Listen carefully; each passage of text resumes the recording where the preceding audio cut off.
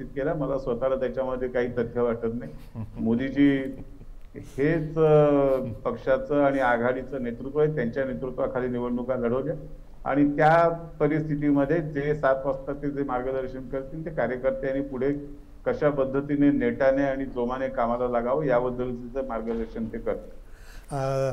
ठीक आहे, आपली चर्चा आपण अशीच चालू ठेवणार आहोत. आपण एक छोटासा ब्रेक घेणार आहोत, पण त्या ब्रेकला जाण्यापूर्वी आत्ताची परिस्थिती काय बघू. तर NDA आघाडी 293 जागा दिसत आहेत, इंडिया आघाडी 235 जागा दिसत आहेत आणि इतर 18. भेटूयात थोड्याशा विश्रांतीनंतर. म्हणतात ना, आरोग्यम धनसंपदा, म्हणजेच आरोग्य हीच खरी संपत्ती. तेव्हा जाणून घेऊया आपल्या आरोग्याशी निगडित समस्या आणि त्यावरील तज्ञ डॉक्टरांचा सल्ला. पण कुठे? तर आपल्या आवडत्या कार्यक्रमात, ज्याचं नाव आहे आरोग्य संपदा. तर बघायला विसरू नका आरोग्य संपदा, प्रत्येक बुधवार आणि शनिवार दुपारी 12 वाजता, पुन्हा प्रसारण रात्री 11 वाजता आणि दुसऱ्या दिवशी सकाळी 9 वाजता.